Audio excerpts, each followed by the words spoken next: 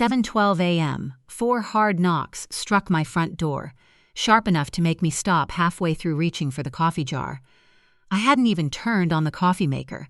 The sun was barely above the rooftops, and already the quiet morning I'd planned for myself had disappeared. Then my phone rang. I almost ignored it, almost. "Your son's wife won't let us in!" Sienna's voice exploded through the speaker. "Vivienne, this is ridiculous." No hello, no good morning. Not even a question about how I was feeling, just accusation. I said nothing. Instead, I walked carefully toward the upstairs window and pulled the curtain aside. There they were, Sienna, Callum, and the children, all 4 standing on my porch like they had every right to be there. 2 enormous suitcases sat beside them. Plastic shopping bags were piled near the railing. One child had dropped a sippy cup on the step. Another was leaning against a suitcase, rubbing sleepy eyes. There was no car. That was what told me everything. They weren't visiting. They were staying. They hadn't called the night before. They hadn't asked whether I was strong enough to have guests. They hadn't even bothered to check whether I had recovered from surgery. They knew. I'd told Callum twice. 3 weeks earlier, I'd come home from the hospital after having my gallbladder removed. The doctors had warned me that recovery would take time, especially because I was still weak and unsteady. They were right. Walking hurt. Standing hurt. Even breathing too deeply sometimes hurt. I'd sent Callum a voice message from my couch, speaking slowly because I didn't have the strength for much more. "Callum, I'm home. The surgery went well, but I'm not moving around much. I need at least a month of real rest. No guests, no errands, no favors. I just need some quiet." 10 minutes later, he'd replied, "Of course, Mom. Rest easy." That was all. No offer to bring groceries. No, "How are you feeling?" No, "Do you need anything?" Just rest easy. A week later, I'd sent another message, just reminding you that I won't be available to help this month. Hope the kids are enjoying their break. Nothing, not even a thumbs up. So when I saw those suitcases on my porch, I understood.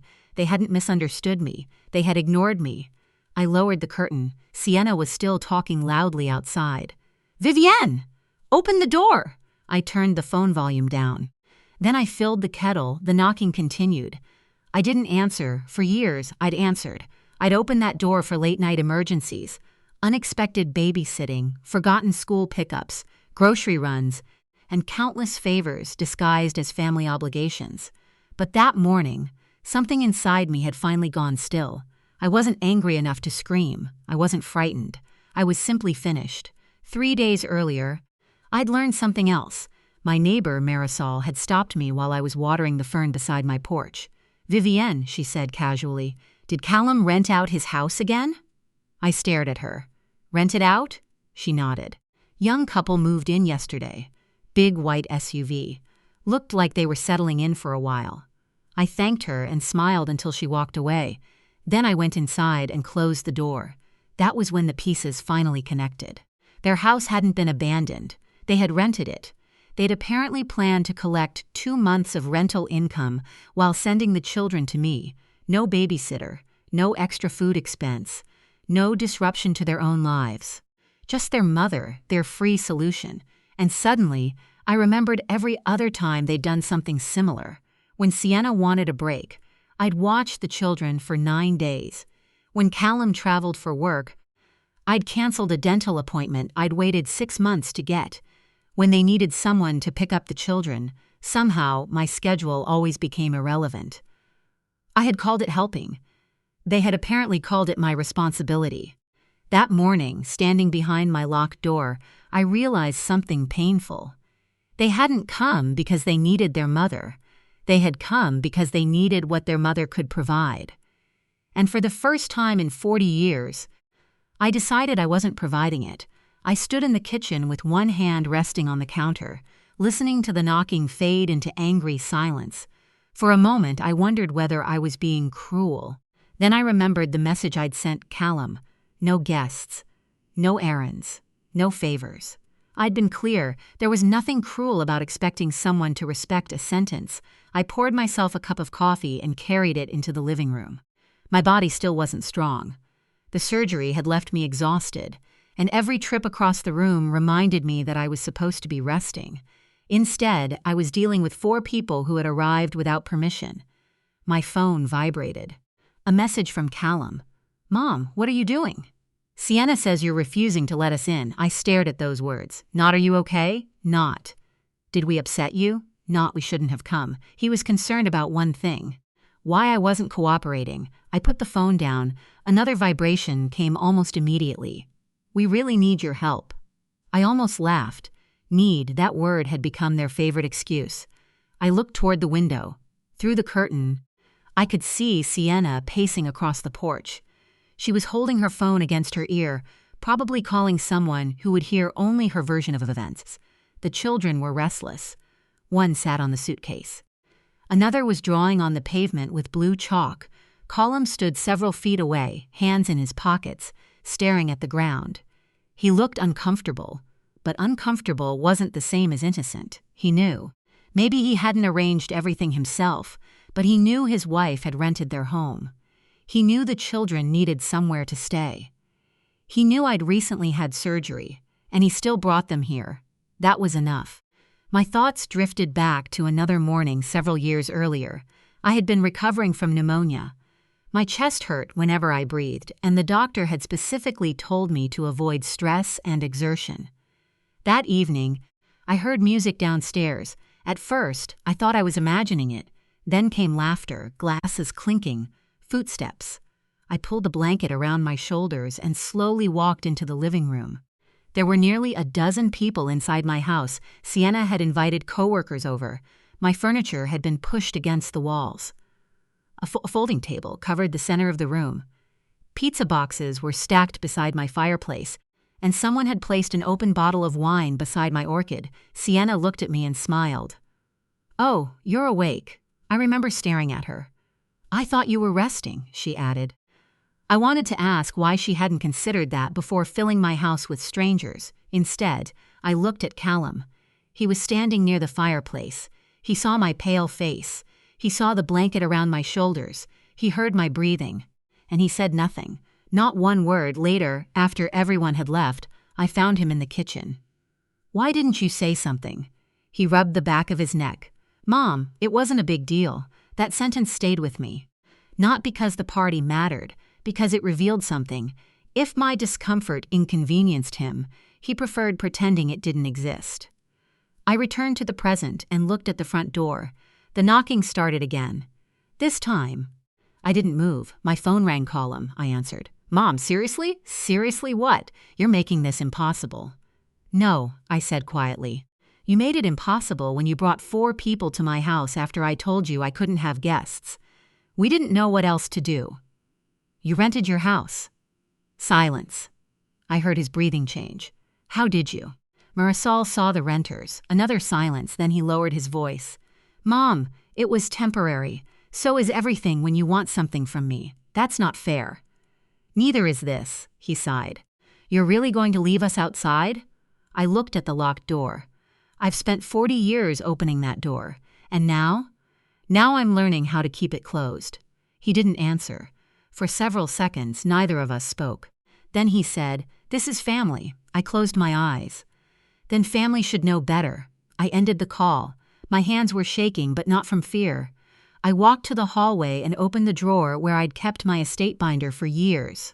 It was thick, black, and carefully organized. Inside were my deed, insurance papers, financial records, medical directives, and beneficiary documents. I had created it after my husband died. Back then, I thought keeping everything organized was simply responsible.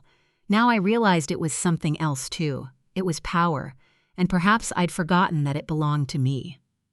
I placed the binder on the table. Then I opened it.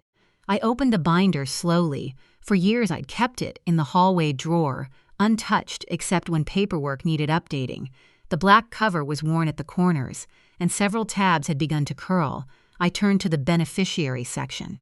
There was Callum's name, my son, the person I'd once assumed would always protect me because I had spent my entire life protecting him. Beside his name was Sienna's. Underneath hers was a note concerning the children's future. I had arranged everything carefully. College funds, emergency accounts, property instructions, medical decisions. I had believed I was building security for the family, but looking at those names that morning, I felt something different. I felt foolish, not because I'd loved them, because I'd confused love with unlimited access. My phone buzzed again. This time it was Sienna. I let it ring. Then another message appeared. The children are tired. This is unnecessary.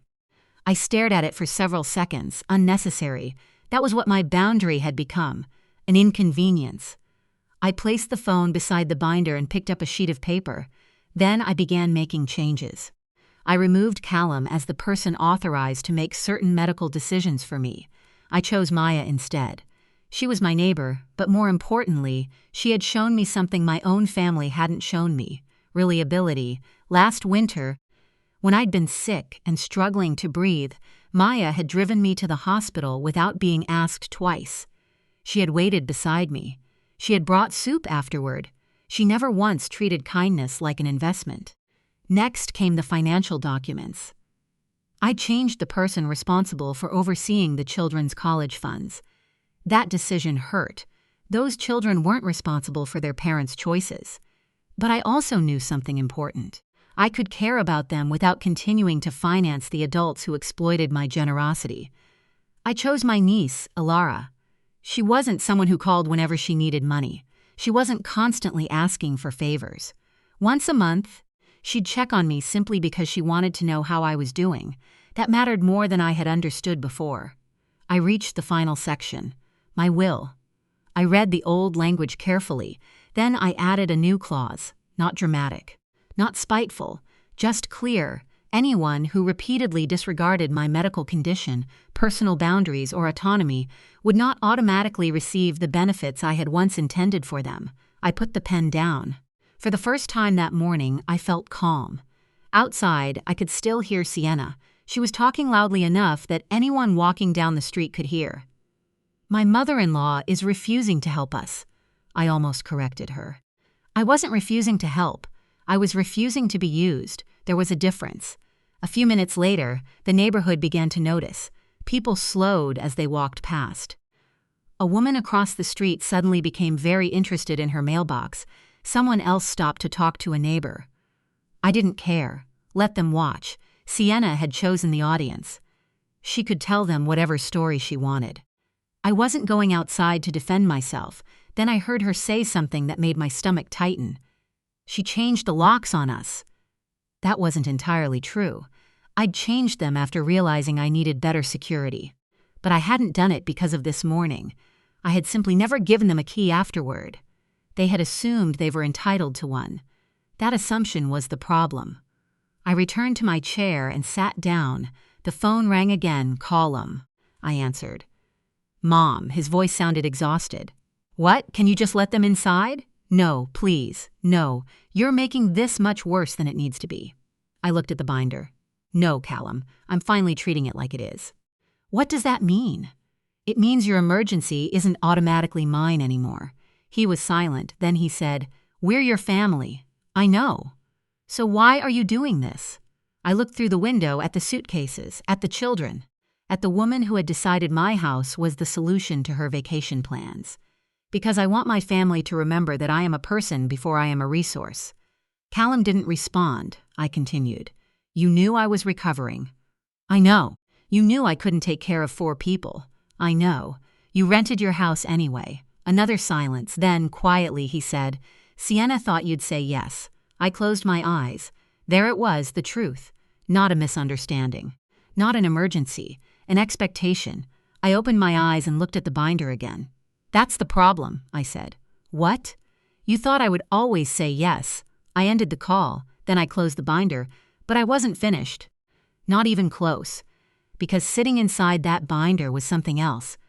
Something they had forgotten I controlled. Something that could change everything. The envelope was tucked into the front pocket of the binder.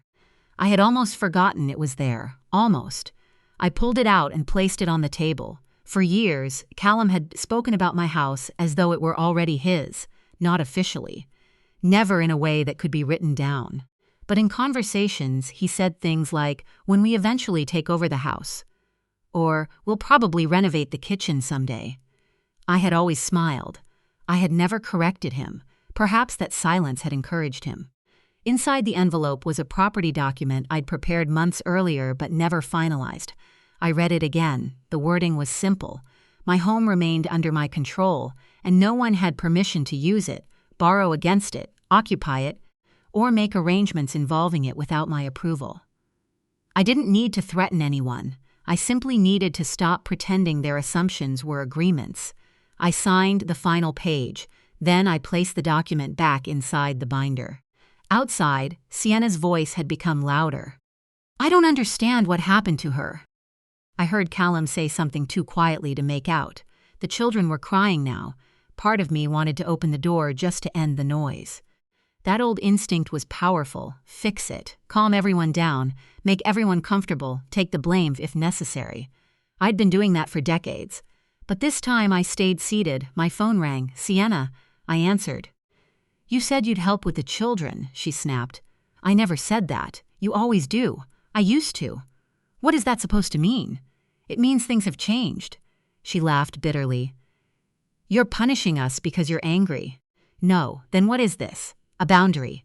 You've lost your mind." I took a breath. "No, I'm finally listening to it." She went quiet. "You know what this does to the kids?" she asked. "Yes. Then how can you do this?" I looked at the family photographs hanging across the room, pictures of Callum as a little boy, his first school day, his graduation, his wedding, the children when they were babies. I loved them. That had never been the problem. The problem was that everyone had learned to use my love as leverage. "I care about the children," I said. "But caring about them doesn't mean allowing you to make decisions for my life without asking me. You're being selfish." "Maybe." I paused. "But I'm finally being selfish about something that should have belonged to me all along." She hung up. I expected another call. It didn't come. Instead, 2 hours later, an email appeared. It was from the school. The subject line was about the children's upcoming tuition arrangements. I opened it. The scholarship I'd been funding would no longer continue under the existing arrangement. I stared at the screen. This was the hardest decision I'd made all day. The children hadn't done anything wrong. But I also knew that if I continued paying every bill, nothing would change. Their parents would learn that even my boundaries came with exceptions. I couldn't do that anymore. I sent a short response. No anger, no explanation, just confirmation that the financial arrangement needed to be reassessed. Then I closed my laptop. A few minutes later, Callum called. His voice was different this time. "Mom, did you cancel the school money?" "I changed the arrangement. You can't do that." "I can." "Those are the kids." "I know. You're putting them in the middle." "No, Callum. You put them in the middle when you made my support part of your family's financial plan." He didn't answer. I continued. "I have spent years making sure your family never went without. I paid for things because I wanted to help, not because you were entitled to them. You're doing this because of Sienna." "No." "Then why?" "Because I finally understand the difference between helping someone and carrying them." He took a long breath. "What do you want from us?"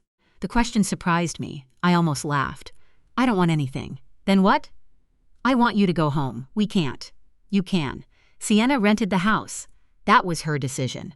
We don't have anywhere to stay." "You do." He went silent. Then I heard something in his voice I'd rarely heard before. Fear. "Mom, please." I closed my eyes. This was the moment when I usually surrendered. One word from Callum when he was young had been enough to make me give him whatever he wanted. But he wasn't a child anymore, neither was I. "You'll figure it out," I said. "That's it?" "Yes." "You're really choosing this?" "No." I looked toward the front door. "You chose it when you decided my answer didn't matter." The line went silent, then the call ended. I sat there for several minutes. I wasn't celebrating. I wasn't smiling. I was grieving. Because setting a boundary doesn't erase love. Sometimes it reveals how much damage was hiding underneath it. I opened the binder one final time that afternoon. There was one last document I needed to review, the deed. And beside it was a note I'd written years ago. "This home is for my peace." I read those words twice. Then I finally understood what they meant. Not someday, not after everyone else was comfortable. Now 3 days passed, no knocks. No phone calls, No messages. The silence felt strange at first. For so long, my life had been filled with other people's emergencies that I had forgotten what an ordinary morning sounded like. No one shouting from the hallway. No child asking where the snacks were. No Sienna calling because she needed a favor, just this once. No Callum asking me to rescue him from a problem he had helped create. Just birds outside my window, the refrigerator humming, and the quiet ticking of the clock above my kitchen door. I made coffee and carried it to my favorite chair. For the first time in weeks, I wasn't thinking about how long I could stand before my body started hurting. I wasn't preparing for someone else's arrival. I wasn't waiting for another demand. I was simply sitting, and it felt wonderful. My recovery was improving too, slowly. I still needed my cane, but I could walk farther than before. I could prepare simple meals without needing to sit down halfway through. Most importantly, I was beginning to trust my own decisions again. That afternoon, Maya stopped by. She brought a small container of soup and placed it on the counter. "How are you?" "Better," she smiled. "Good." She didn't ask about Callum. She didn't ask about the argument. She didn't ask whether I'd changed my mind. That was why I trusted her. She cared without demanding access. After she left, I returned to the hallway drawer and took out my binder. I opened it on the kitchen table. The documents I'd changed were still there. My new medical representative, the updated financial instructions, the property paperwork, the revised estate plan, everything was in order. I stared at the pages for a long time, then I realized something. I wasn't trying to punish Callum. I was trying to make sure I never again became dependent on someone who didn't respect my decisions. There was a difference. My phone rang. Callum. I watched his name appear on the screen. For a moment, I considered ignoring it. Instead, I answered, "Hello." "Mom." His voice was quieter. "How are you?" I almost didn't recognize the question. "I'm doing better." "Good." A pause followed, then he said, "We're back home." I figured. "We found another place for the kids during the day." "That's good." Another pause. "Mom, I know you're angry." I was angry. And now, I looked at the binder. Now I'm tired. I didn't realize how bad things had gotten. I believed him. That was the painful part. Sometimes people don't notice the weight you're carrying because you've become so good at carrying it. "I should have asked," he said. "Yes." "I should have listened when you said you couldn't help." "Yes," he sighed. "Sienna's angry. I can't control that." "I know." The silence between us wasn't hostile anymore. It was simply unfamiliar. "Are you changing everything?" he asked. I knew what he meant. Yes, all of it. The things that need changing. He was quiet. "Does that mean I won't inherit the house?" I closed my eyes. There it was. Even now. Not "Are we okay?" Not "Can I make things right?" The house. "The house isn't a reward," I said. "I know." "No, Callum. I don't think you do." He didn't argue, I continued. "I spent years thinking that leaving everything to you was the same thing as taking care of you. But you're an adult. You have your own family, your own responsibilities. I understand. I hope you do." Another pause. Then he said, "Can I visit you sometime?" I looked around my quiet kitchen. Not yet. He sounded disappointed. "Okay. When I'm ready, I'll call you." "All right." He hung up. I placed the phone on the table. For the first time, I didn't feel guilty. That surprised me. I'd spent years believing that saying no meant I was hurting someone. Now I understood something different. Sometimes saying no is the only way to stop resentment from replacing love. I closed the binder. Then I noticed the envelope I'd been carrying around for days, the final property document. I opened it one more time. Everything was clear. My home remained mine. My decisions remained mine. My future remained mine. I signed the last page. Then I placed the document inside the binder and closed the cover. Outside, the afternoon light stretched across the lawn. The house looked exactly the same. But I didn't. For years, I'd believed peace meant keeping everyone else happy. Now I knew better. Peace meant being able to sit in your own home without waiting for someone to tell you what you owed them. I carried the binder back to the drawer. Before locking it away, I looked at it one last time. Then I smiled. Not because I had won, because I had finally stopped losing. The next morning, I woke before sunrise. For the first time in weeks, I didn't wake up wondering who needed something from me. I didn't reach for my phone. I didn't check the driveway. I didn't listen for footsteps outside. I simply stayed in bed and listened to the quiet. Then I smiled. There was something almost strange about having nothing to fix. I eventually got up, made coffee, and opened the curtains. The street looked ordinary. A delivery truck rolled past. A dog barked somewhere nearby. A woman walked toward the corner carrying a grocery bag. Nothing dramatic, nothing urgent, just life. I carried my coffee to the living room and sat beside the window. The binder was still in the hallway drawer. I knew exactly where it was. For years, I'd treated those documents as something that existed for everyone else. My son, his wife, the grandchildren, the future. But now I understood that those papers were about me too. My wishes, my property, my money, my medical decisions, my life. And there was nothing selfish about having control over them. Around noon, my phone buzzed. A message from Callum. "I hope you're okay. I read it twice. Then I typed, 'I'm getting better. I hope you are too.' I didn't add anything else. No invitation, no apology, no promise. Just the truth."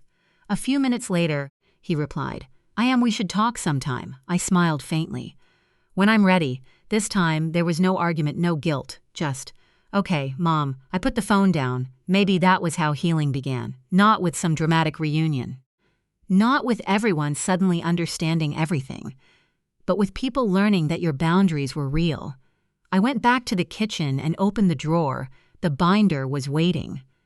I pulled it out and placed it on the table. For a moment, I considered everything that had happened, the unexpected arrival, the suitcases, the children crying outside, Sienna's accusations, Callum's excuses, the financial decisions, the property paperwork. All of it had begun with 4 knocks at 7:12 in the morning. 4 knocks that were supposed to force me back into the role I'd played for decades. Mother, babysitter, bank, emergency contact, problem solver, the person who always said yes. But those 4 knocks had given me something instead. Clarity. I opened the binder to the first page. My handwriting was still there, neat, steady, certain. I ran my finger across the page and thought about the woman who had written those words years ago. She had been generous. She had been loyal. She had been terrified of disappointing the people she loved. I didn't hate that woman. I understood her. She had done the best she could with what she knew. But I knew more now. Love didn't require surrender. Family didn't mean unlimited access. And being a mother didn't mean remaining responsible for an adult child's choices forever. I closed the binder. Then I carried it back to the drawer. I locked it. Not because I was afraid of anyone. Because some things deserved to remain mine. I walked to the front door. My hand rested on the deadbolt. For a second, I remembered Sienna standing outside, the suitcases, the accusations, the expectation that eventually I would give in. I almost felt sorry for the woman I had been before that morning. Almost. Then I opened the door. The porch was empty. No children, no luggage, no angry voices, just sunlight. I stepped outside carefully, leaning on my cane. The air was warm. I watered the fern beside the steps. Then I sat in the chair I'd kept there for years but rarely used. I took my book from the table beside me. The page I'd marked was still waiting. I began reading slowly, peacefully. No interruptions, no demands, no guilt. And for the first time in a very long time, I didn't feel like I was waiting for my real life to begin. This was my real life. This house was mine. This time was mine. This choice was mine. And if my family wanted a place in my future, they would have to enter it through a door they could no longer force open. They would have to knock. And this time, I would decide whether to answer.